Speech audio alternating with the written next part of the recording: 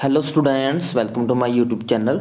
आज हम class 8th science का chapter number 15 some natural phenomena शुरू करने जा रहे हैं। तो शुरू करते हैं चैप्टर।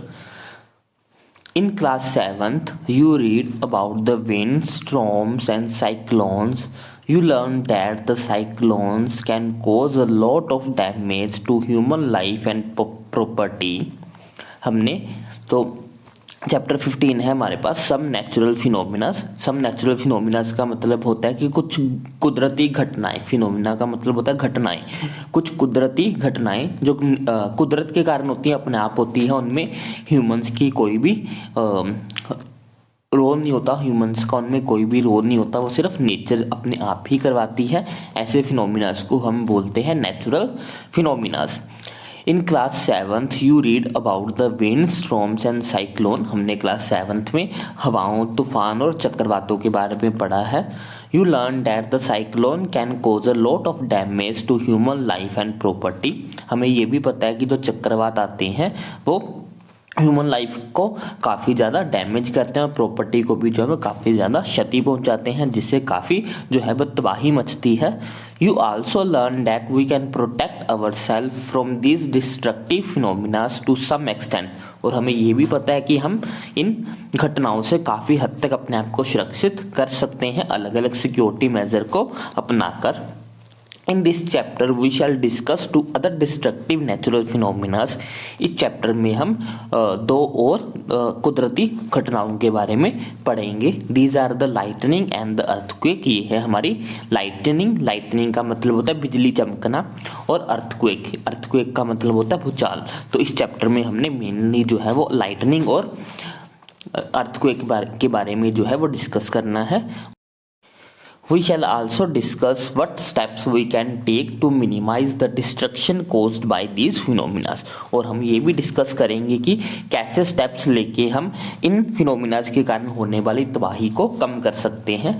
तो शुरू करते हैं। सबसे पहले है हमारी lightning. You might have seen spark on the electric pole when wire becomes loose। हम सभी ने जो है वो अपने आसपास के बिजली के खंभों पे स्पार्क होते हुए देखे होंगे। जब वायर्स लूज हो जाती हैं तो वहाँ पे स्पार्किंग जो है वो होनी शुरू हो जाती है, चिंगारियाँ निकलनी शुरू हो जाती है। स्पार्क्स को हम चिंगारियाँ बोलते हैं। This phenomena is quite common when wind is blowing and shaking the wires. ये ज़्यादातर घटनाएं उस टाइम होती हैं जब हमारी तेज हवा चल रही होती है और इन हवाओं के कारण जो वायर्स हैं वो हिलना शुरू करती हैं। You might also have seen spark when a plug is loose in its socket। हम स्पार्क उस टाइम भी देखते हैं जब हम प्लग को सॉकेट में डालते हैं और प्लग जो है वो लूज रह जाए, तब भी जो है वो हमें स्पार्क देखने को मिलते हैं। Lightning is also an electric spark but on a huge scale. जो लाइटनिंग है वो भी एक तरह का इलेक्ट्रिक स्पार्क ही है, लेकिन वो काफ़ी बड़े स्केल पर होता है। In Asian times people did not understand the cause of these sparks. पुराने टाइम में लोगों को जो है वो इन स्पार्क का कारण नहीं पता था। They were therefore afraid of lightning and thought that the wrath of the gods was visiting them. इसलिए वो इन लाइटनिंग से जो है वो डरा करते थे और सोचा करते थे कि ये भगवान जो है भगवान हमें देख रहा है इन लाइटनिंग के through. Now, of course, we understand that the lightning is caused by the accumulation of charges in the clouds। लेकिन आज हमें पता है कि जो लाइटनिंग होने का कारण होता है वो बादलों में चार्जों का इकट्ठा हो जाने के कारण जो है वो लाइटनिंग होती है। जब बादलों में काफ़ी ज़्यादा चार्जेस एक इकट्ठे हो जाते हैं तब वहाँ पे लाइटनिंग का प्रोसेस होता है। We need not afraid of lightning. हमें लाइटनिंग से डरने की ज़रूरत नहीं है, but we have to take precautions to protect ourself from the deadly spark. लेकिन हमें अपनी सावधानियां जरूर बरतनी चाहिए ताकि हम इन डेडली स्पार्क से अपने आप को बचा सकें। नेक्स्ट है the spark that the Greek know about. Greeks ने जो है वो सबसे पहले इन स्पार्क्स के बारे में जाना था। The Asian Greeks know as early as 600 BC then that when amber is a kind of resin was rubbed फिर विद फर, उन्होंने देखा, ग्रीक्स ने देखा कि अगर हम एम्बर को फर के साथ रब करते हैं, it's attracted light object such as hairs, तो ये हल्के फुल्की चीज़ों को जो है वो अपनी तरफ अट्रैक्ट करना शुरू कर देता है। You might have seen that when you take off woollen or polyester clothes your hand stands on, and if you take off these clothes in dark you even see a spark and hear a crackling sound। अगर हम सर्दियों में जब हम उनके कपड़े उतारते हैं तो हमने देखा होगा कि कपड़े उतारने के साथ साथ हमारी की बॉडी के जो हेयर्स होते हैं वो खड़े होने शुरू हो जाते हैं। इसके अलावा अगर हम स्वेटर्स वगैरह को अंधेरे में उतारते हैं तो हम स्पार्क को अपनी बॉडी में स्पार्क होते हुए देख भी पाते हैं। जब हम इन स्वेटर को उतार रहे होते हैं तो वहाँ पे चिंगारियाँ निकलती हुई हमें नज़र में आती हैं अगर हम उसको अंधेरे में उतारते हैं, और कई बार जो है वो हमें क्रैकलिंग की साउंड भी जो है वो सुनने को मिलती है। In 1752, Benjamin Franklin, an American scientist, shows that lightning and the spark from your clothes are essentially the same phenomena। 1752 में बेंजामिन फ्रैंकलिन, जो कि एक अमेरिकन साइंटिस्ट थे, उन्होंने बताया कि कपड़े उतारते टाइम ये जो स्पार्क्स होते हैं, ये स्पार्क और जो लाइटनिंग का फिनोमेना है वो दोनों एक ही घटना के कारण होता है, दोनों के पीछे का जो रीज़न होता है वो एक ही होता है। However, it took 2000 years for this realization to occur। लेकिन लोगों ने इस थ्योरी को अपनाने में लगभग 2000 सालों का टाइम लिया। I wonder why they took so many years to realize the similarities। लोगों को यह समझने में जो है वो काफ़ी लंबा टाइम लगा। We shall now study some properties of electric charges। तो लाइटनिंग के बारे में जानने से पहले हम इलेक्ट्रिक चार्जेस के बारे में थोड़ा बहुत जानने की कोशिश करते हैं। We shall also see how they are related to the lightning in the sky। और इस पे हम ये भी जानेंगे कि ये चार्जेस जो हैं वो लाइटनिंग से कैसे रिलेटेड हैं। Let us perform some activity to understand the nature of electric charges। हम कुछ एक्टिविटीज़ को परफॉर्म करते हैं ताकि हम देखें कि जो चार्जेस हैं उनका नेचर कैसा है। But recall first you might have played a game when you rubbed a plastic scale on dry hairs the scale can attract very small pieces of paper। आप सभी ने बचपन में गेम खेली होगी कि जब आप अपने स्केल को अपने हेयर्स में रब करते हो, रब करने के बाद उसके छोटे छोटे कागज़ के टुकड़ों के पास लेकर जाते हो तो वो कागज़ के टुकड़ों को अपनी तरफ अट्रैक्ट करना जो है वो शुरू कर देता है। इसी चीज़ को हम आगे बढ़ाएंगे। अब थोड़े एक्सपेरिमेंटल तरीके से हम जानेंगे इसके बारे में। तो चार्जिंग बाय रबिंग, जब भी हम चीज़ों को रब करते हैं तो वो चार्ज हो जाती हैं। Take a used ball pen refill and rub it vigorously with a piece of polythene. हमें क्या करना है, हमें एक रिफिल लेना है और उसे एक पॉलीथीन के पीस के साथ काफ़ी तेज़ी से जो है वो रब करना है। Bring it close to small piece of paper, इसे छोटे छोटे पेपरों के पास लेकर जाओ। Take care not to touch the rubbed end of the refill with your hand और विद द मेटेलिक ऑब्जेक्ट। हमें ये ध्यान रखना है कि जो हमने रिफिल के एंड को रब किया है उस एंड को ना ही हम अपने हाथ से टच करें और ना ही उसको किसी मेटल बॉडी के साथ टच करवाएं। Repeat the activity with small piece of dry leaves, husk and mustard seeds. Record your observation. When a plastic refill is rubbed with polythene, it acquires a small electric charge। जब हम किसी plastic के refill को polythene के साथ rub करते हैं तो इसके ऊपर थोड़ा सा चार्ज जो है वो आना शुरू हो जाता है। Similarly, when a plastic comb is rubbed with dry hairs, it acquires a small charge। इसी तरह जब हम एक प्लास्टिक की कंघी को अपने बालों में रब करते हैं तो उसके ऊपर भी चार्ज आ जाता है। These objects are called charged object. और ऐसी चीज़ों को जिनके ऊपर चार्ज आ जाता है ऐसी चीज़ों को हम बोलते हैं charge object. In the process of charging the refill and the plastic com, polythene and the hairs also get charge. जब हम रब कर रहे थे रिफिल और प्लास्टिक को, कंघी और हेयर्स को, तो इस प्रोसेस में प्लास्टिक के रिफिल के साथ साथ पॉलीथीन पे भी चार्ज आएगा, कंघी के साथ साथ हमारे बालों पे भी जो है वो चार्ज आएगा। जब भी दो चीज़ों को आपस में रब किया जाता है तो दोनों पे चार्ज आता है, एक पे पॉजिटिव चार्ज आता है और एक पे नेगेटिव चार्ज आएगा। चार्ज दोनों ही ऑब्जेक्ट पे आएगा, जो चीज़ें आपस में रब कर रही हैं दोनों ही बॉडीज पे चार्ज आएगा, लेकिन दोनों का जो नेचर होगा वो अलग अलग होगा। एक रब करने वाली बॉडी पे जो है पॉजिटिव का आएगा और दूसरी पे जो है वो नेगेटिव का आएगा। We shall also discuss what steps we can take to minimize the destruction caused by these phenomena। और हम ये भी डिस्कस करेंगे कि कैसे स्टेप्स लेके हम इन फिनोमिना के कारण होने वाली तबाही को कम कर सकते हैं। तो शुरू करते हैं। सबसे पहले है हमारी lightning. You might have seen spark on the electric pole when wire becomes loose। हम सभी ने जो है वो अपने आसपास के बिजली के खंभों पे स्पार्क होते हुए देखे होंगे। जब वायर्स लूज हो जाती हैं तो वहाँ पे स्पार्किंग जो है वो होनी शुरू हो जाती है, चिंगारियाँ निकलनी शुरू हो जाती है। स्पार्क्स को हम चिंगारियाँ बोलते हैं। This phenomena is quite common when wind is blowing and shaking the wires.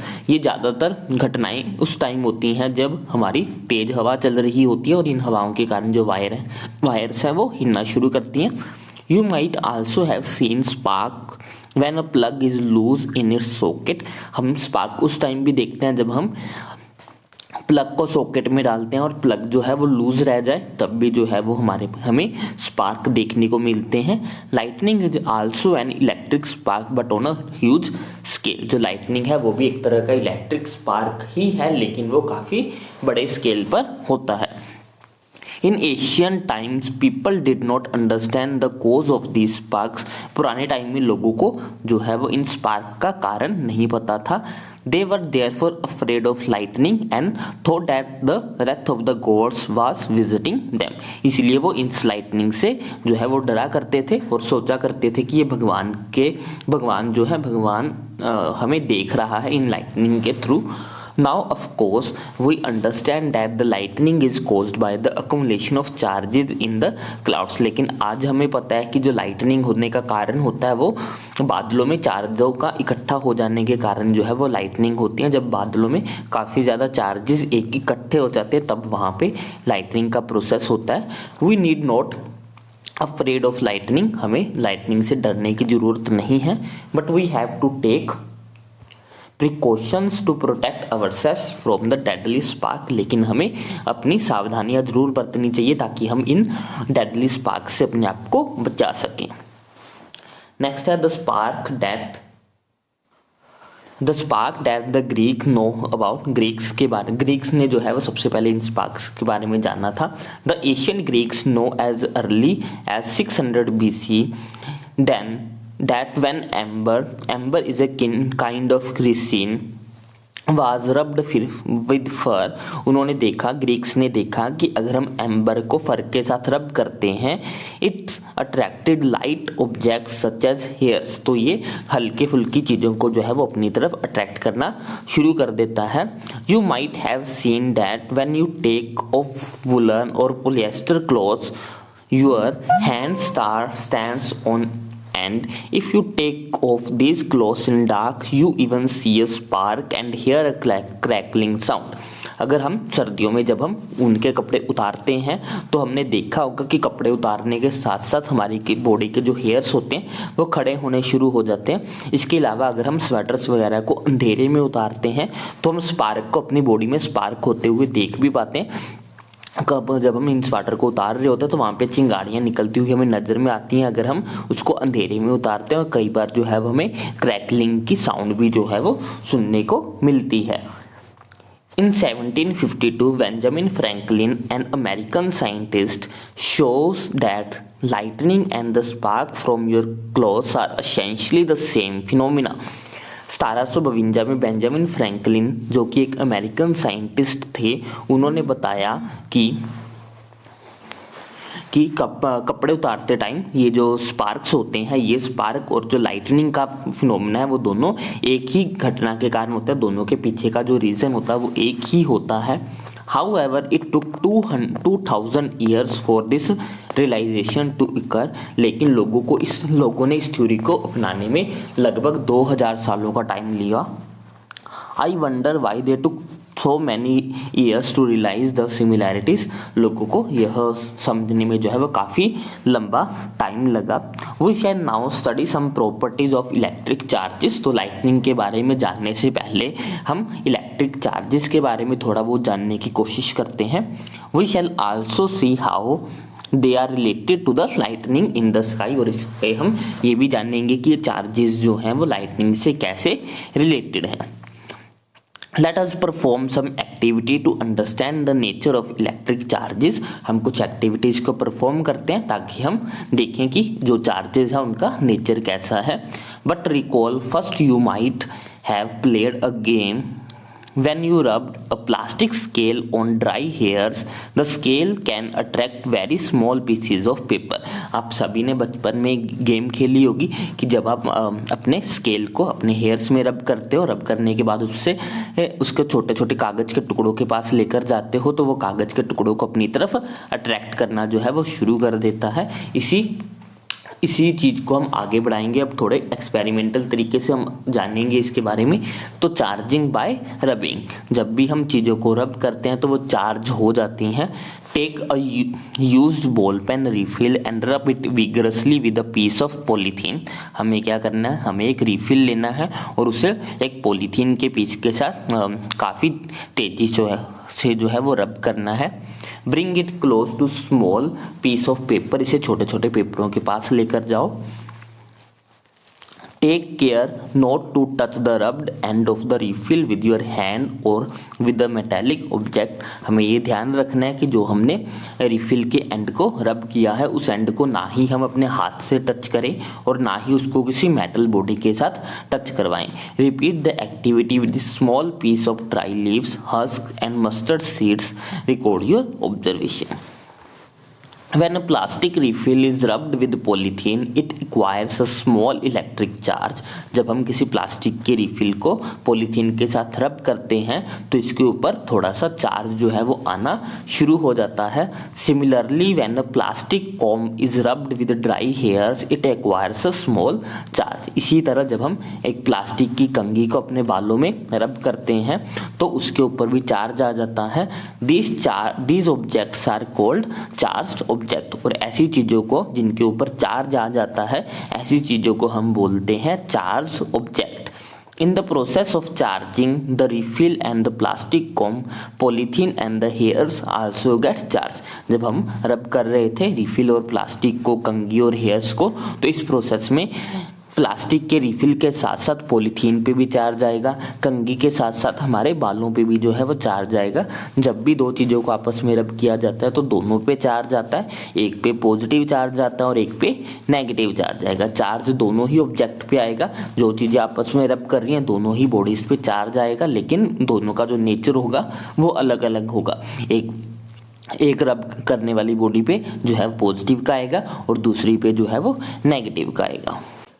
Next topic है हमारा types of charges and their interactions. हमारे पास बेसिकली चार्ज जो होते हैं वो दो तरह के होते हैं, प्लस चार्ज और माइनस का charge.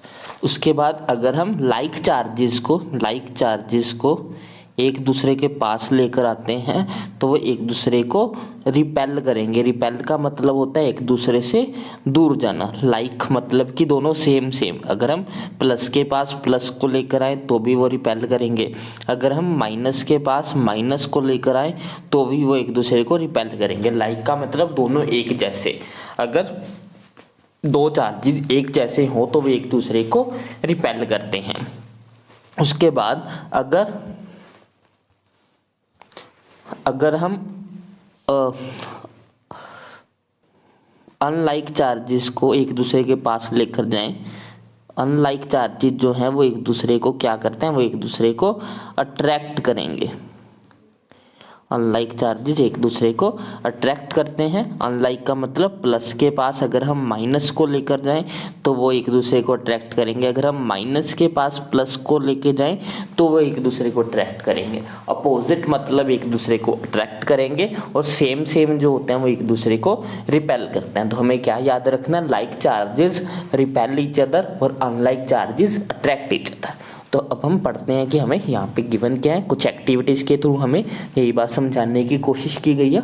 Activity 15.3, inflate two balloons, hang them in such a way that they do not touch each other. हमें दो गुब्बारे लेने हैं, दोनों को फुला लेना है और हमें उनको ऐसे लटका देना है कि वो एक दूसरे को टच ना करें। रब both the balloons with the woollen cloth and release them. अब हमें क्या करना है, दोनों बैलून्स को एक ऊनी कपड़े के साथ अच्छे से रब करना है और फिर उनको छोड़ देना है। Observe what do you observe, हमें क्या देखने को मिलेगा, हमें देखने को मिलेगा ये हमारे अनचार्ज थे जब हमने उनको रब नहीं किया था, लेकिन जब हमने उनको रब कर दिया तो वो एक दूसरे से दूर भागने लगे। एक दूसरे से दूर भागने का मतलब एक दूसरे को रिपेल करना। तो हमने देखा कि वो जब हमने उनको चार्ज किया तो वो एक दूसरे को रिपेल करने लगे थे। Now let us repeat this activity with the used pen refill. Rub one refill with a polythene. Place it carefully in a glass tumbler using the glass tumbler as a stand. हमें क्या करना है, same activity को repeat करना है। इस बार हमें एक रिफिल लेना है और उसको जो है पॉलीथीन के साथ अच्छे से रब करके गिलास के अंदर जो है वो रख देना है। जैसे यहाँ पे रखा हुआ है गिलास के अंदर रख देना है। ग्लास को हमने एज अ स्टैंड बिहेव करवाना है ताकि जो रिफिल है वो गिरे ना। रब the other refill also with the polythene. अब हमें एक और रिफिल लेना है और इसको भी जो है वो पॉलीथीन के साथ रब करना है। Bring it close to the charge refill. इसको हमें अब पहले वाले रिफिल जो हमने गिलास के अंदर रखा था उस रिफिल के पास लेकर जाओ। Be careful not to touch the charge end with your hand. अब फिर से हमें ध्यान रखना है कि हम उसको अपने हाथ से टच ना करें। Is there any effect on the refill in the tumbler. जब हम उसको पुराने वाले रिफिल के पास लेकर जाएंगे जो हमने गिलास में रखा था तो हम देखेंगे कि वो उनमें कुछ ना कुछ इंट्रैक्शंस होंगी, या तो वो एक दूसरे को अट्रैक्ट करेंगे या तो वो एक दूसरे को रिपेल करेंगे। In this activity we have brought close together the charge object that were made up of the same material. What happens if two charged object made up of the different materials are brought close to each other? Let us find out। इन दोनों activities में हमने क्या किया, हम same materials को charge कर रहे थे। जैसे हमने बैलून को चार्ज किया, फिर एक दूसरे के पास लेकर गए, तो रिफिल्स को चार्ज किया और उन दोनों की एक दूसरे के पास लेकर गए। मीन्स दोनों केसेस में मटेरियल सेम था, दोनों बैलून थे या फिर दोनों रिफिल थे। अब हम क्या करेंगे, एक बैलून लेंगे एक रिफिल लेंगे, मीन्स कि दोनों का मटेरियल जो है वो अलग अलग लेंगे। Rub a refill and place it gently in a glass tumbler as before. हमें फिर से क्या करना है, एक रिफिल लेना है, उसको रब करके गिलास में रख देना है। Bring an inflated charge balloon near the refill and observe. अब हमें क्या करना है, एक जो है वो बैलून लेना है जो कि हमने बैलून को फुला के रब करके उसको चार्ज कर लेना है। फिर उसको जो है फिर रिफिल के पास लेकर जाना है और देखना है कि क्या होगा। Let us summarise the observation. अब हम देखते हैं कि हमने क्या क्या ऑब्जर्व किया। अ चार्ज्ड बैलून रिपेल अ चार्ज्ड बैलून। हमने देखा था कि जो चार्ज बैलून है वो चार्ज बैलून को जो है वो रिपेल कर रहा था। A charge refill repel a charge refill. और जो रिफिल थे वो भी एक दूसरे को रिपेल कर रहे थे। But a charged balloon attract the charge refill. लेकिन जब हमने देखा कि हम एक रिफिल को चार्ज करके उसके पास एक चार्ज बैलून लेकर गए तो वो दोनों एक दूसरे को अट्रैक्ट कर रहे थे। Does it indicate that the charge on the balloon is of a different kind from the charge on the refill? क्या इसका मतलब ये हुआ कि जो चार्ज बैलून पे था वो चार्ज रिफिल के चार्ज से अलग था? क्योंकि अलग चार्ज होंगे तभी तो वे एक दूसरे को अट्रैक्ट कर रहे हैं। सेम चार्जेस कभी भी एक दूसरे को अट्रैक्ट नहीं करते। अगर रिफिल और बैलून आपस में अट्रैक्ट करने तो इसका मतलब यही हुआ कि दोनों पे जो चार्ज है वो अलग अलग है। बैलून पे चार्ज अलग है और रिफिल पे चार्ज अलग है। Can we say then that there are two kinds of charges? क्या अब हम कह सकते हैं कि दो तरह के चार्जेस होते हैं? Can we also say that the charges of the same kind repel each other while the charges of the different kind attract each other? हम ये भी कह सकते हैं कि सेम तरह के चार्जेस एक दूसरे को रिपेल करते हैं और अपोजिट तरह के जो चार्जेस होते हैं, डिफरेंट काइंड के जो चार्जेस होते हैं वो एक दूसरे को अट्रैक्ट करते हैं। It is convenient to call the charges acquired by the glass rod when it is rubbed with a silk as positive। हम अपनी कन्वेंशन के लिए ये मान लेते हैं कि जो ग्लास ग्लास रोड पे जो चार्ज आया था जब उसको सिल्क के साथ रब किया गया था तो वो पॉजिटिव था। The other kind of the charges is said to be negative. तो हम दूसरे चार्ज को अब नेगेटिव जो है वो आसानी से कह सकते हैं, क्योंकि अगर एक पॉजिटिव है तो दूसरा नेगेटिव होगा। It is observed that when a charged glass rod is brought near a charged plastic straw rubbed with a polythene, there is an attraction between them। अगर हम एक चार्ज ग्लास रोड को एक charge plastic के स्ट्रो के पास लेकर आता है तो वो एक दूसरे को अट्रैक्ट करते हैं। What do you think would be the kind of the charges on the plastic straw? तो हम क्या कह सकते हैं कि प्लास्टिक स्ट्रो पे कौन सा चार्ज है? जब हमने बोल दिया कि ग्लास रोड पे पॉजिटिव है तो अगर वो प्लास्टिक की स्ट्रो को अपनी तरफ अट्रैक्ट कर रहा है तो इसका मतलब ये होगा कि प्लास्टिक का जो स्ट्रो है उसके ऊपर नेगेटिव का चार्ज होना चाहिए। Your guess that the plastic straw would carry a negative charge is correct.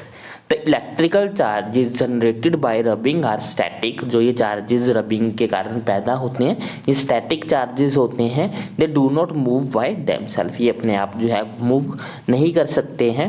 When charges move they constitute an electric current। जब भी कोई चार्ज मूव करता है तो उसके कारण करंट पैदा होता है।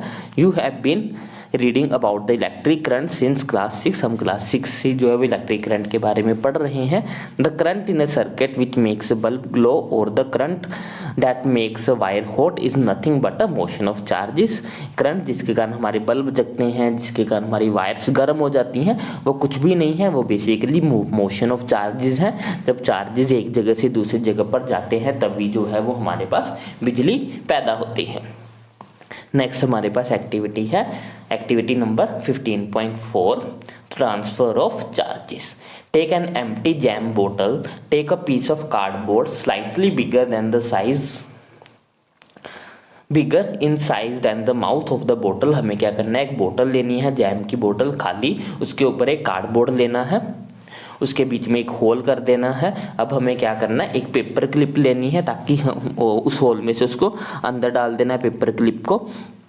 Open the paper clip as shown in the figure, cut 2 strips of the aluminum foil, hang them on the paper clip as shown in the figure। अब हमें क्या करना है, जो पेपर क्लिप हमने अंदर लटकाई है, सबसे पहले तो हमने एक जार ले लिया, जार के ऊपर कार्डबोर्ड रख दिया, कार्डबोर्ड के अंदर जो है वो हमने एक पेपर क्लिप जो है वो होल के थ्रू जो है वो डाल दी है।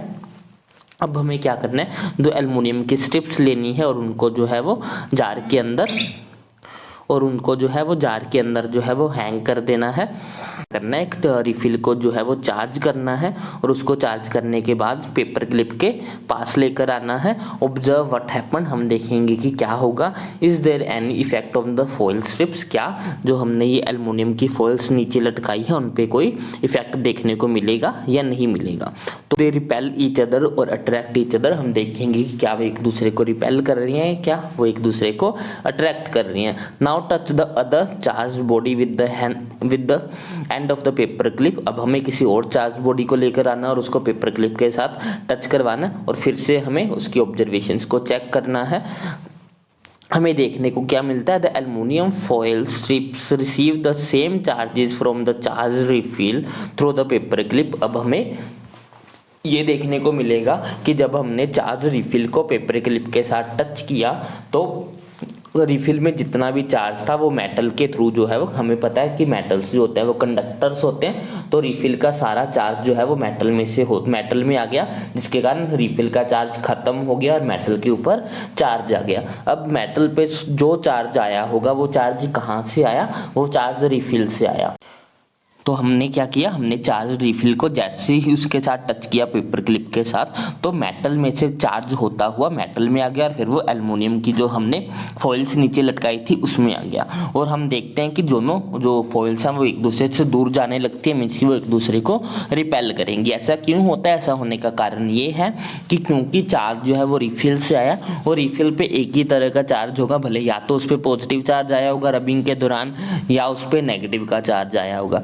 अब वही चार्ज मेटल की पिन में से होता हुआ एल्युमिनियम की फॉइल्स में आया, मींस कि दोनों फॉइल्स पे सेम चार्ज है और हमें पता है कि सेम चार्जेस जो हैं वो एक दूसरे को रिपेल करेंगे। तो इससे हमें ये पता लगता है कि चार्ज जो है वो ट्रांसफ़र हुआ मेटल क्लिप, हमारी पेपर क्लिप की हेल्प से एल्युमिनियम की फॉइल्स में, और क्योंकि वो चार्ज रिफिल से आया था इसलिए वो सेम तरह का होगा, इसीलिए जो हमारी एल्युमिनियम की फॉइल्स हैं वो एक दूसरे को रिपेल करेंगी। यही था हमारी इस एक्टिविटी के अंदर। हमारा नेक्स्ट टॉपिक जो है वो है the story of lightning. Now it is possible to explain the lightning in terms of the charge produced by the rubbing। अब हम आसानी से जो है वो लाइटनिंग के बारे में एक्सप्लेन कर पाएंगे और आप आसानी से समझ भी पाओगे कि लाइटनिंग जो है वो चार्जेस के साथ कैसे कनेक्टेड है।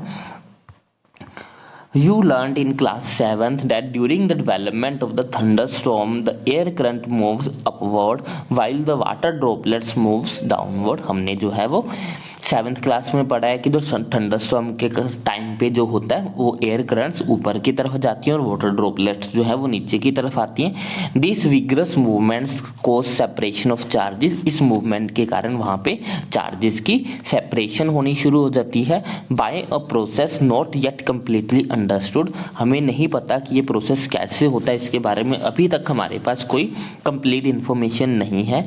The positive charges collect near the upper edges of the cloud and the negative charges accumulate near the lower edges of the।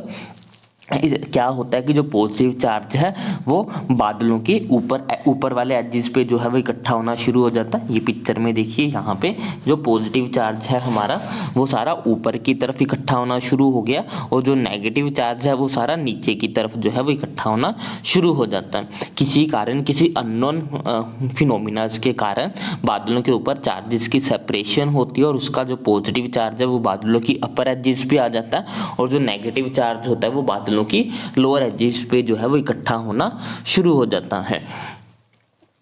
There is accumulation of positive charge near the ground also. और similar जो होता है वो ground के पास भी, जो हमारी जमीन होती है, जमीन के ऊपर भी जो है वो ग्राउंड के पास भी पॉजिटिव का चार्ज जो है वो इकट्ठा होता रहता है time to time. When the magnitude of the accumulated charges become very large, the air, which is normally a poor conductor of electricity, is no longer able to resist their flow। जब ये charges ज़्यादा हो जाते हैं, काफ़ी ज़्यादा, जब ये चार्जेस इकट्ठे हो जाते हैं तो इनके बीच में, इनको सेपरेट कौन कर रहा होता है, इनके बीच में हवा प्रेजेंट होती है, बादलों और ज़मीन के बीच में हवा प्रेजेंट है। हवा वैसे तो जो है वो करंट को कंडक्ट नहीं करती है, लेकिन जब चार्जेस काफ़ी ज़्यादा हो जाते हैं तो हवा इनको रोक के नहीं रख पाती, जिसके कारण वो एक दूसरे की तरफ जो है वो फ्लो होना शुरू हो जाते हैं। Negative and the positive charges meet, producing the streaks of the bright light and the sound। जब ये दोनों पॉजिटिव चार्ज, बादलों के नेगेटिव चार्ज और हमारी ज़मीन का पॉजिटिव चार्ज आपस में मीट करता है तो उनके कारण वहाँ पे लाइटनिंग होती है और साउंड प्रोड्यूस होती है। We see streaks as lightning, और इसी को हम लाइटनिंग बोलते हैं।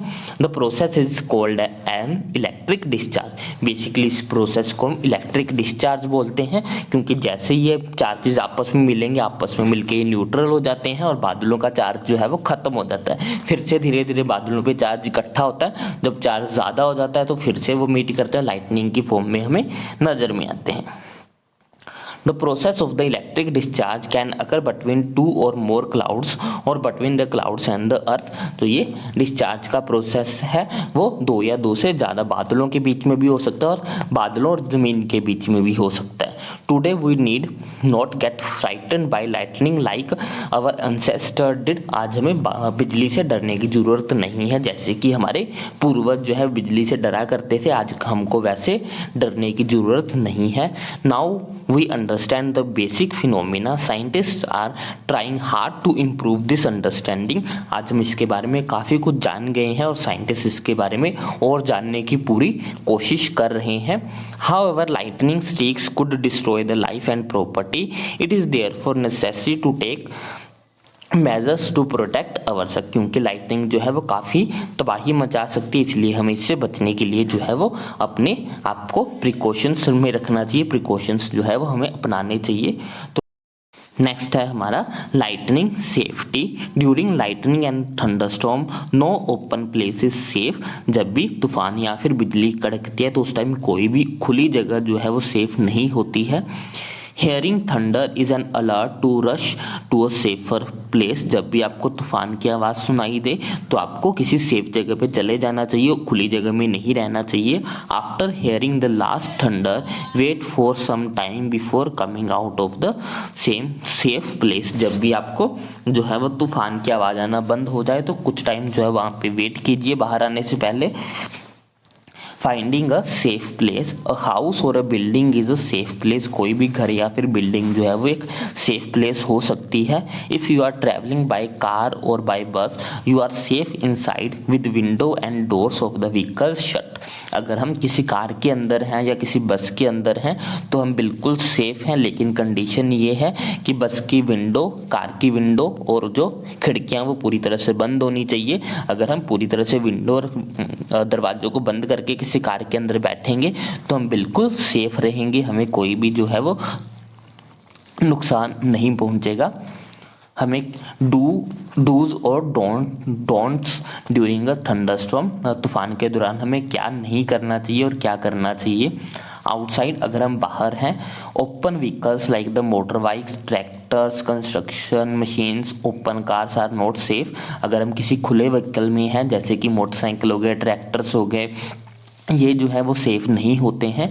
Open fields, tall trees, shelters in park, elevated places do not protect us from the lightning stroke. अगर हम खुली जगह पे हैं, पेड़ के नीचे खड़े हैं, हमने किसी चीज पार्क में जो है वो छाया के नीचे हम खड़े हो गए हैं, तो ये सारी चीज़ें जो है वो हमें लाइटनिंग से नहीं बचा सकती है।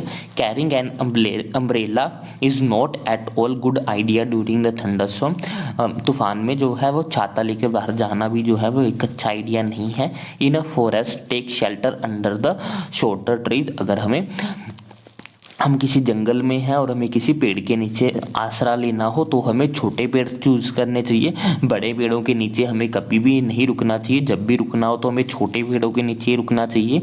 If no shelter is available and you are in open field stay far away from all the trees. अगर आप किसी खुली जगह में हो और आपके पास कोई भी शेल्टर लेने के लिए जगह नहीं है तो आप सभी पेड़ों से दूर रहिए। Stay away from the poles, बिजली के खंभों से दूर रहिए। और मेटल ऑब्जेक्ट, किसी भी तरह की मेटल की चीज़ों से दूर रहिए। Do not lie on the ground, ज़मीन पे लेटना नहीं है। इन हैंड्स के साथ अपने हेड को कवर करके आप बैठ सकते हो घुटनों के बल। ऐसा बैठना आपके लिए जो है वो फ़ायदेमंद होगा, क्योंकि आप इससे कम जगह जो है वो ऑक्यूपाई करोगे। जितनी कम जगह आप ऑक्यूपाई करोगे उतना आप ज़्यादा सेफ रह पाओगे। नेक्स्ट है हमारे पास इनसाइड द हाउस। अगर हम घर के अंदर हैं तो हमें क्या करना चाहिए और क्या नहीं करना चाहिए। Lightning can strike telephone cords, electric wires and metal pipes. Do you remember lightning is an electric discharge. Lightning जो है वो टेलीफोन की वायर्स के ऊपर, इलेक्ट्रिकल वायर्स के ऊपर और मेटल्स के पाइप के ऊपर गिर सकती है। जैसा कि हम जानते हैं कि जो लाइटनिंग है वो बेसिकली इलेक्ट्रिकल डिस्चार्ज है। During a thunderstorm contact with these should be avoided. तो हमें जब भी तूफान हो उसके टाइम हमें जो है वो टेलीफोन की वायर्स, तूफान के दौरान हमें टेलीफोन की वायर्स, इलेक्ट्रिकल वायर्स और मेटल के पाइप्स वगैरह से जो है वो दूर रहना चाहिए। It is safer to use mobile phones and cordless phones. अगर हमें यूज़ करना हो तो हमें वायरलेस फ़ोन्स को यूज़ करना चाहिए। हम मोबाइल्स वगैरह जो है वो यूज़ कर सकते हैं थंडरस्टॉर्म में, लेकिन ऐसी कोई भी चीज़ यूज़ नहीं करनी चाहिए जो वायर्स के साथ कनेक्टेड हो। However, it is not wise to call up a person who is receiving your phone through a wired phone। और ये भी सजेस्ट किया जाता है कि हमें जो है थंडरस्टॉर्म के दौरान अपने मोबाइल फ़ोन से भी किसी भी लैंडलाइन नंबर पे फ़ोन नहीं करना चाहिए। मीन्स कि हमें किसी ऐसी नंबर पे फ़ोन नहीं करना चाहिए जो दूसरी तरफ जो है वो वायर वाले फ़ोन का नंबर हो। हमें किसी भी लैंडलाइन नंबर पे जो है वो फ़ोन नहीं करना चाहिए, क्योंकि वो मोस्टली वायर्स के साथ कनेक्टेड होते हैं। Bathing should be avoided during the thunderstorm to avoid the contact with the running water. हमें तूफान के दौरान जो है वो नहाना नहीं चाहिए, क्योंकि अगर हम ऐसा करते हैं तो हम पानी के कांटेक्ट में आते हैं, और पानी जो है वो बिजली का कांटेक्ट अच्छा कंडक्टर होता है और इलेक्ट्रिसिटी जो है इसमें से फ्लो कर सकती है। इसलिए सजेस्ट किया जाता है कि थंडरस्टॉर्म के टाइम पे हमें नहाने को अवॉइड करना चाहिए। Electrical appliance like the computer, TV etcetera should be unplugged. Thunderstorm के समय हमें अपने घर के जितने भी इलेक्ट्रिकल अप्लायंस हैं उनको अनप्लग कर देना चाहिए, मीन्स कि उनकी वायर्स को निकाल देना चाहिए। Electrical light can remain on, लेकिन हम बल्ब जो है वो उनको जगा के रख सकते हैं। They do not cause any harm, क्योंकि इनसे जो है वो ज़्यादा नुकसान नहीं पहुंचेगा।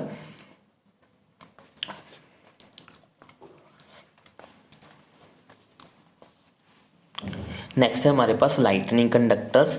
Lightning conductor is a device use to protect the building from the effect of lightning. Lightning conductor एक तरह का डिवाइस होता है जो कि बड़ी बड़ी बिल्डिंग्स को बिजली से बचाने के लिए जो है वो लगाए जाते हैं। A metallic rod taller than the building is installed in the wires of the building during the construction. इसमें क्या करते हैं, एक बड़ी सारी मेटल की रोड जो कि बिल्डिंग की लेंथ से भी ज़्यादा लंबी होती है, इसको जो है वो बिल्डिंग की दीवारों में जो है वो इंस्टॉल कर दिया जाता है। कंस्ट्रक्शन के टाइम पे ही जो है ये बिल्डिंग की दीवारों के अंदर डाल दी जाती है। One and of the road is kept out in the air and the other and is buried deep in the ground. एक जो हमारी कंडक्टिंग मेटल रोड हमने डाली है उसका जो एक साइड है वो हम छत के ऊपर खुली हवा में छोड़ते हैं, और दूसरा एंड जो है वो ज़मीन में दबा दिया जाता है। जैसे कि आप इस डायग्राम में देख पा रहे हो, ये हमारा ये वाला जो है वो लाइटनिंग कंडक्टर है। देखिए ये वायर का जो एंड है उसको हवा में छोड़ा गया है ऐसे ही, और इसके साथ इसका दूसरा साइड जो है वो ये देखिए आप यहाँ पे ज़मीन में जो है वो इसको दबाया गया है, ताकि जो भी हमारा अगर बिजली गिरे बिल्डिंग के ऊपर तो इस मेटल के कंडक्टर में से होती हुई वो सीधी ज़मीन में चली जाए और हमें हमारी बिल्डिंग को जो है वो नुकसान ना पहुंचे। यही काम होता है इसका। तो one and of the road is kept out in the air and the other is buried deep in the ground. एक को जो है वो हम हवा में छोड़ देते हैं और दूसरे किनारे को हम मिट्टी में दबा देते हैं। The rod provides easy route for the transfer of electric charge to the ground. जो ये रोड क्या काम करती है, ये इलेक्ट्रिक चार्ज को जो है वो सीधा ज़मीन में ट्रांसफ़र कर देती है। The metal column use during the construction, electric wires and the water pipes in the building also protect us to an extent. जो हम उसमें कंस्ट्रक्शन के टाइम इलेक्ट्रिक वायर्स और वाटर की पाइप्स वगैरह जो है वो बिल्डिंग में इंस्टॉल करते हैं, ये भी जो है वो काफ़ी हद तक जो है बिजली से बचाती हैं। हम क्यों do not touch dam during the thunderstorm, इसीलिए हमें इनको तूफान के टाइम पे इन सभी चीज़ों को हमें टच नहीं करना चाहिए। Just learn about the thunderstorm and lightning. हमने जो है वो थंडरस्टॉर्म और लाइटनिंग के बारे में जान लिया है। In class 7th you learn about the cyclone. These natural phenomena can cause large scale destruction of human life and property. Fortunately these phenomena can be predicted to some extent. ये हमने last 7th class में cyclones के बारे में पढ़ा था। ये phenomena जो है वो काफ़ी ज़्यादा जो है वो तबाही मचाते हैं, लेकिन इनके बारे में हम जो है वो पहले प्रिडिक्ट कर सकते हैं कि ये कौन सा चक्रवात कब आने वाला है। The weather department can warn about a thunderstorm developing in some area. जो हमारा वेदर डिपार्टमेंट होता है वो किसी भी एरिया में होने वाले थंडरस्टॉर्म के बारे में पहले से ही जो है वो वार्निंग दे देता है। If a thunderstorm occur there is always a possibility of lightning and cyclone accompanying it। अगर कभी तूफान आता है तो उसके साथ जो है बिजली चमकने की जो घटनाएं हैं वो भी साथ में होती रहती हैं। So we get time to take measure to protect our self from the damage caused by these phenomena. तो इसीलिए हमें जो है वो इन सभी घटनाओं के कारण होने वाली तबाही से अपने आप को बचाने के लिए कुछ टाइम मिल जाता है, क्योंकि हमारा वेदर डिपार्टमेंट जो है वो हमें इसकी जो वार्निंग है वो पहले ही दे देता है। There is, however, one natural phenomena which we are not yet able to predict accurately। इसके अलावा एक ऐसी कुदरती घटना भी है जिसके बारे में हम अभी तक जो है वो बिल्कुल अच्छे से जो है वो प्रिडिक्ट नहीं कर पाते हैं। हमें नहीं पता लगता कि वो कब आने वाली है कब नहीं। थोड़ी बहुत जो है वो हमें इंफॉर्मेशन मिल जाती है, लेकिन हम उसको एक्यूरेटली जो है वो प्रिडिक्ट नहीं कर पाते। इट इज़ एन अर्थक्वेक, ये जो है ये भूकंप है। It can cause damage to the human life and property on a huge scale. ये जो है वो काफ़ी बड़े स्केल पे जो है काफ़ी बड़े लेवल पे जो है वो तबाही मचाता है। A major earthquake occurred in India on 8th October 2005 in Uri and Tangdhar towns of North Kashmir. Before that, a major earthquake occurred on 26th January 2001 in Bhuj district of Gujarat. जो हमारा India में आने वाला जो सबसे बड़ा भूकंप था वो 8 अक्टूबर 2005 को उरी में आया था, और इससे पहले जो सबसे बड़ा भूचाल था वो 26 जनवरी 2001 को भुज के गुजरात के भुज इलाके में आया था। यहाँ पे एक्टिविटी 15.5 है हमारे पास एक ask your parents about a huge damage of life and property caused by these earthquakes.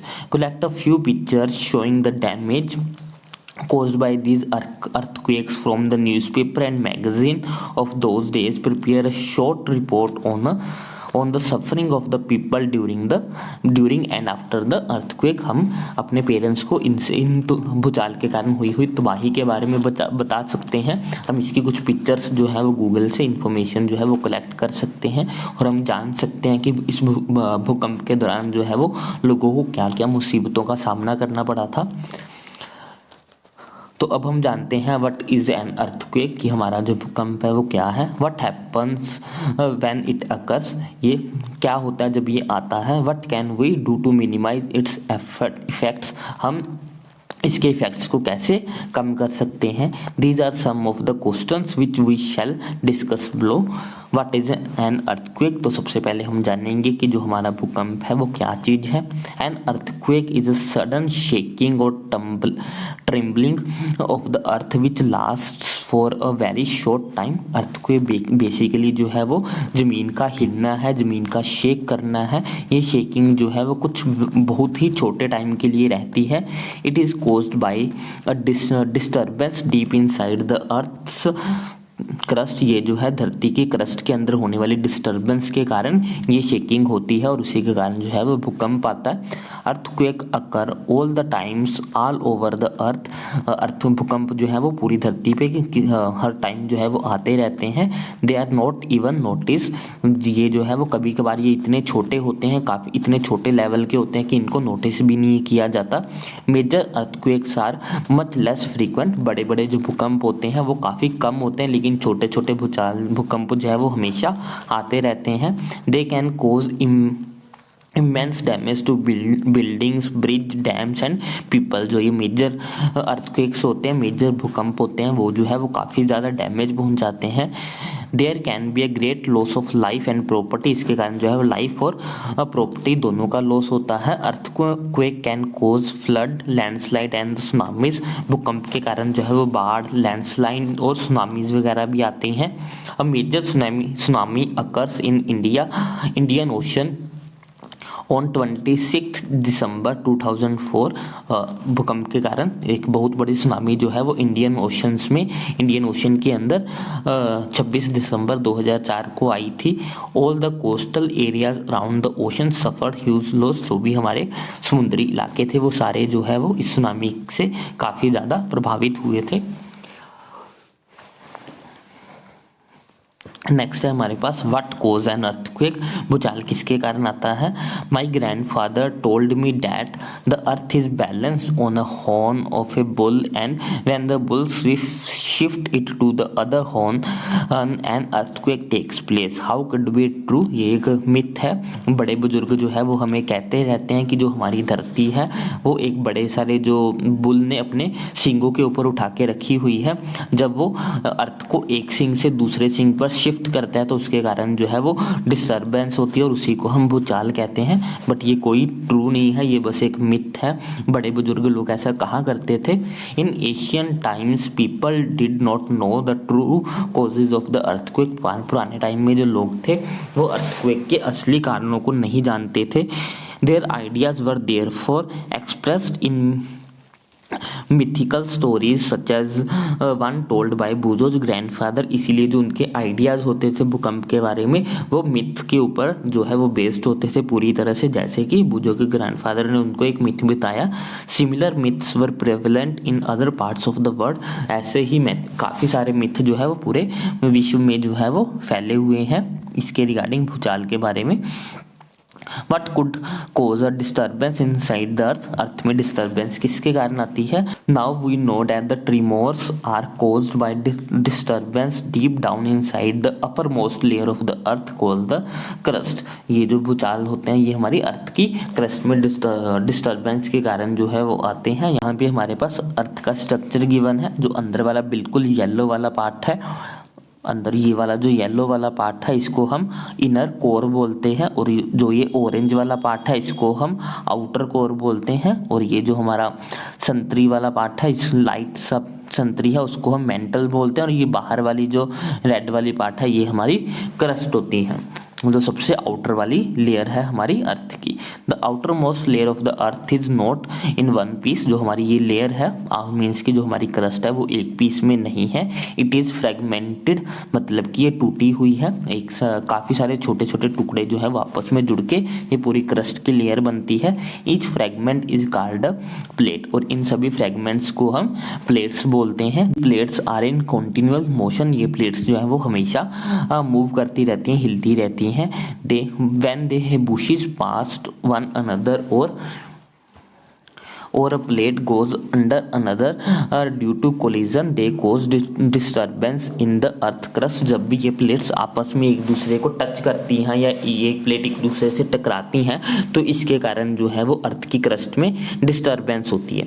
हमारी जो अर्थ की क्रस्ट है वो एक सिंगल पीस नहीं है, वो अलग अलग छोटे छोटे पार्ट्स से मिलके बनी है, अलग अलग फ्रेगमेंट्स हैं, और हर फ्रेगमेंट को हम प्लेट बोलते हैं। जब ये प्लेट जो है वो एक जगह पे रुकी नहीं रहेगी, ये हमेशा मूव करती रहती हैं, हिलती रहती हैं, और जब ये आपस में मिलती हैं, आपस में रब करती हैं, आपस में टकराती हैं तो इनके टकराने के कारण डिस्टर्बेंस पैदा होती है। It is this disturbance that shows up as an earthquake on the surface of the earth, और यही डिस्टर्बेंस जो है वो धरती के सरफेस के ऊपर भूकंप के रूप में जो है वो दिखाई देती है। यहाँ पे जो है वो दिखाया हुआ है कि कैसे कैसे उनमें कोलिजन होता है। पहले ये हमारा ब्रशिंग अप पास्ट है, इसका मतलब होता है कि एक क्रस्ट एक प्लेट जो है वो दूसरी प्लेट को जस्ट टच करती हुई पास कर जाती है। जैसे यहाँ पे एक प्लेट है, यहाँ पे हमारी एक प्लेट है और एक प्लेट हमारी यहाँ पे है। जब ये दोनों एक दूसरे को बिल्कुल टच करती हुई निकलेंगी, एक दूसरे को बिल्कुल रब करती हुई निकलेंगी, तो इस चीज़ को हम बोलेंगे कि वो एक दूसरे को ब्रशिंग पास कर रही हैं। और कई बार होता है कि ये एक दूसरे के नीचे एक दूसरे के ऊपर चढ़ जाती है, मीन्स कि जैसे यहाँ पे ये वाली जो प्लेट है, ये वाली प्लेट इस प्लेट के ऊपर घुस गई है, जिसके कारण ये प्लेट इसके नीचे चली गई है, तो इसको हम बोलते हैं कि वो एक दूसरे के ऊपर आ जाती है, और इसके कारण भी जो है वो डिस्टर्बेंस होती है, और इसके कारण जो है वो भूकंप आते हैं। दोनों ही कारणों के कारण भूचाल आते हैं, कोलाइडिंग के कारण भी और ब्रशिंग के कारण भी। If scientists know so much about the earthquake, can they also predict when and where the next one will strike? अब जब साइंटिस्ट भूकंप के बारे में इतना कुछ जानते हैं, लेकिन क्या वो प्रिडिक्ट कर सकते हैं कि अगला भूचाल कब और कहाँ आने वाला है? Although we know for sure what cause an earthquake, हमें पता है कि भूचाल जो है वो किसके कारण आता है। It is not yet possible to predict when and where the next earthquake might occur, लेकिन ये अभी तक हमारे लिए पॉसिबल नहीं है कि हम ये प्रिडिक्ट कर पाएँ कि नेक्स्ट भूचाल जो है वो कब और कहाँ आने वाला है। Tremors on the earth can also be caused by volcanic eruptions or the meteors hit the earth or an underground nuclear explosion is carried out। जो भूचाल आने के और भी कारण हो सकते हैं। हमारी जो वोल्केनोज होती हैं, ज्वालामुखियों के फटने से भी भूचाल आता है। अगर कोई मिटियोर धरती को टकराता है तो उसके कारण भी भूचाल आता है। अगर हम जमीन के अंदर जो न्यूक्लियर एक्सप्लोजन करवाते हैं तो उसके कारण भी जो है वो भूकंप जो है वो आ सकता है। However, most earthquakes are caused by the movement of the earth's plate, लेकिन जो ज़्यादातर भूकंप होते हैं वो हमारी अर्थ की प्लेट्स की मूवमेंट के कारण ही जो है वो आते हैं। Since earthquakes are caused by the movement of the plates, the boundaries of the plates are the weak zone where the earthquakes are most likely to the occur। क्योंकि भूचाल जो है वो प्लेटों की मूवमेंट के कारण आते हैं, तो जो प्लेट्स की बाउंड्रीज होती हैं वो वीक जोन होती हैं, जहाँ पे भूचाल जो है वो ज़्यादा आते हैं। The weak zones are also known as the seismic or the fault zone. ऐसे जोन्स को हम सिस्मिक या फिर फॉल्ट जोन के नाम से भी जानते हैं। अब बाउंड्री का मतलब क्या है? बाउंड्री का मतलब है कि इसके किनारे, इस प्लेट्स के जो किनारे वाले पार्ट हैं वहाँ पे, क्योंकि जब वो आपस में टकराएंगी या रब करेंगी तो उनके किनारे जो होंगे वो ज़्यादा इफेक्टिव होंगे। जब कोई प्लेट्स एक दूसरे से टकरा रही हैं तो उनके ये वाले जो बाउंड्रीज होंगी वो ज़्यादा इफेक्ट करेंगी, लेकिन जो बीच वाला पार्ट होगा वहाँ पे इतना ज़्यादा इफेक्ट नहीं आएगा। इसीलिए हम उसकी बाउंड्रीज को जो है वो वीक जोन बोलते हैं। वीक जोन को हम सिस्मिक या फिर फॉल्ट जोन के नाम से भी जानते हैं। In India, the areas most threatened are Kashmir, Western and the Central Himalayas, the whole of North East run of Kutch, Rajasthan and Indo-Gangetic Plains. Some areas of the South India also fall in the danger zone. The power of an earthquake is expressed in terms of the magnitude on a scale called the Richter scale। जो हमारे भूकंप की तीव्रता होती है, भूकंप की जो ताकत होती है वो हम एक स्केल से मेजर करते हैं और उस स्केल को हम रेक्टर स्केल बोलते हैं। Really destructive earthquake have a magnitude higher than 7 on the Richter scale। सात से ज़्यादा बड़े, अगर हमारे रेक्टर स्केल पे 7 की वैल्यू आए, 7 से ज़्यादा वाली वैल्यूज़ वाले जितने भी अर्थक्वेक्स होते हैं उन सभी को जो है वो ज़्यादा डेंजरस माना जाता है, वो ज़्यादा तबाही मचाते हैं। Both the Bhuj and Kashmir earthquake have the magnitude greater than 7.5। Kashmir और भुज में जो भी अर्थक्वेक्स आए थे उनका जो मैग्नीट्यूड था वो 7.5 से ज़्यादा बड़ा था, इसलिए वो ज़्यादा डिस्ट्रक्टिव थे। हम भूकंप की तीव्रता या फिर भूकंप की जो पावर होती है, भूकंप की जो शक्ति होती है उसको हम एक स्केल से मापते हैं, स्केल के ऊपर मापते हैं और उस स्केल को हम रेक्टर स्केल बोलते हैं। 7 से ज़्यादा वैल्यू वाले जितने भी भूचाल होते हैं वो सारे जो होते हैं वो हाईली डिस्ट्रक्टिव माने जाते हैं।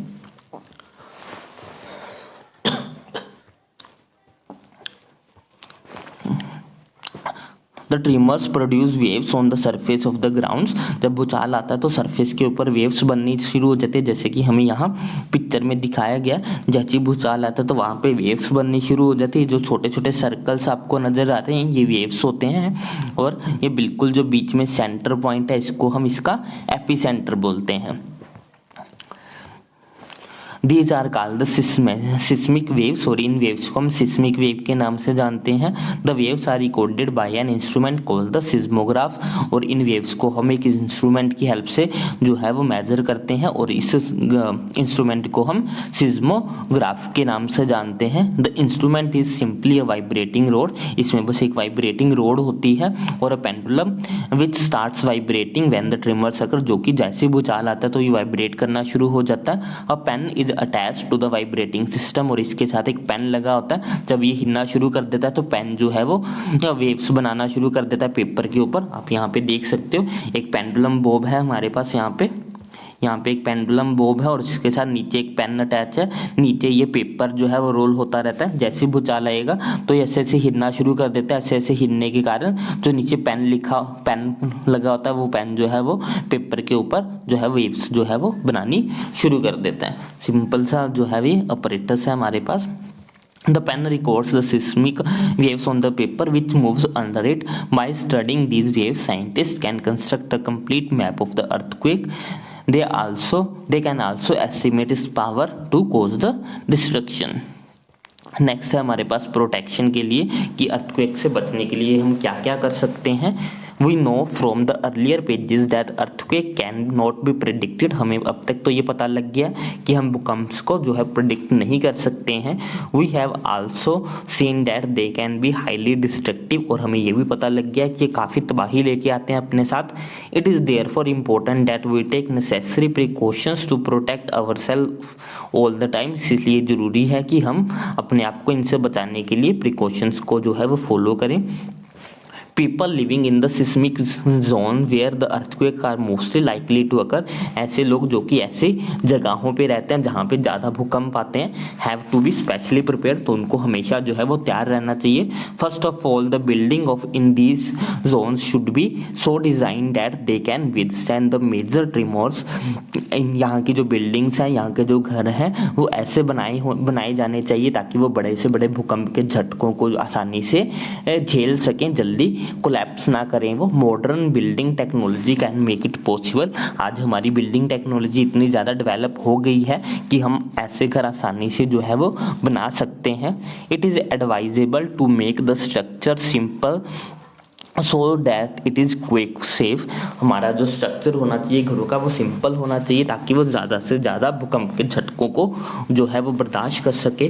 Consult qualified architects and the structural engineer, घर बनाने से पहले हमें अच्छे आर्किटेक्ट और स्ट्रक्चरल इंजीनियर के साथ जो है वो कंसल्ट करना चाहिए, उनसे पूछना चाहिए। In highly seismic areas the use of the mud और timber is better than the using heavy construction material, जो ऐसे एरियाज होते हैं जहाँ ज़्यादा भूकंप आते हैं वहाँ पे कंस्ट्रक्शन के लिए मिट्टी या फिर मड की जो है वो यूज़ करना चाहिए as compare to heavy constructed material की। Keep roofs as light as possible, छतों को जितना पॉसिबल हो सके उतना हल्का बनाना चाहिए। In case the structure falls the damage will not be heavy, अगर हमारी छतें हल्की होंगी और अगर स्ट्रक्चर किसी तरह से गिर भी जाए, घर अगर गिर भी जाए तो छत के हल्का होने के कारण ज़्यादा डैमेज नहीं होगी। It is better if the cupboards and the shelves are fixed to the wall so that they do not fall easily, यह ज़रूरी है कि जो भी हमारे कपबोर्ड हैं, जो भी हमारे सेल्फ हैं, वो सभी जो है वो दीवारों के साथ अच्छे से फिक्स हो ताकि जब भी वो चाल आए तो वो आसानी से नीचे ना गिर जाए। जैसे हमारी जो अलमीरा वगैरह होगी या जो भी हमारे स्टैंडिंग ऑब्जेक्ट्स लगे होते हैं घरों में, ये ज़रूरी है कि वो दीवार के साथ फिक्स हो ताकि भूकंप आने की सूरत में वो नीचे ना गिर सकें आसानी से। Be careful where you hang wall clocks, photo frames, water heaters, etc. so that in the event of an earthquake they do not fall on the people. जब भी आप घर दीवारों पे घड़ी लगाओ, फोटो फ्रेम लगाओ, अपने वाटर हीटर्स लगाओ या फिर कोई भी हैंगिंग चीज़ लगाओ, तो इस बात का ध्यान रखो कि अगर कभी भूचाल आ जाए तो वो लोगों के ऊपर ना गिरे, ऐसी जगह पे हमें उनको नहीं लगाना चाहिए। Since some buildings may catch fire due to an earthquake, it is necessary that all the buildings, especially tall buildings, have firefighting equipment in working order, क्योंकि भूकंप के टाइम जो बिल्डिंग्स है उनको आग लग सकती है, इसलिए ज़रूरी है कि सभी बिल्डिंग्स में आग को बुझाने के लिए जो है वो इंस्ट्रूमेंट्स होने चाहिए। The Central Building Research Institute Roorkee has developed know-how to make quake resistant house, हमारी जो एक रिसर्च इंस्टीट्यूट है रुड़की में, उसने डेवलप किया कि हम कैसे ऐसे घर बना सकते हैं जो कि ज़्यादा से ज़्यादा भूकंप को झेल सकते हों। In the event that an earthquake does strike take the following step to protect yourselves, अगर कभी भूचाल आ जाए तो हमें फॉलोइंग स्टेप्स जो है वो अपनाने चाहिए अपने आप को बचाने के लिए। If you are at home, अगर आप घर पे हो तो take shelter under a table and stay there till the shaking stop, अगर आप घर पे हो तो जल्दी से किसी टेबल के नीचे छुप जाओ और जब तक भूकंप रुके ना तब तक आप उसी टेबल के नीचे ही रहो। Stay away from the tall and heavy objects that may fall on you, बड़ी और हैवी चीज़ों से दूर रहो क्योंकि वो आपके ऊपर गिर सकती हैं। If you are in bed, do not get up. Protect your head with a pillow. अगर आप बेड में हो तो उठो मत, अपने जो हेड को जो है वो अपने पिलो के साथ अच्छे से कवर कर लो। If you are outdoor, अगर आप घर से बाहर हो, find a clear spot away from the building, trees and the overhead power lines.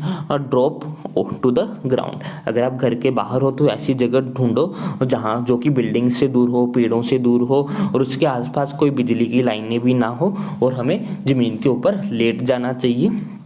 If you are in car or a बस डो नॉट कम आउट, अगर आप किसी कार में हो या बस में हो तो वहाँ से बाहर मत निकलो। Ask the driver to drive slowly to clear the spot, हमें ड्राइवर को बोलना चाहिए कि वो गाड़ी को धीरे चलाए। Do not come out till the tremor stop, गाड़ी से तब तक बाहर ना निकले तब तक जब तक जो है ये शेकिंग वगैरह है वो सब कुछ शांत ना हो जाए। तो इसके साथ ही हमारा जो चैप्टर होता है वो ख़त्म हो गया। तो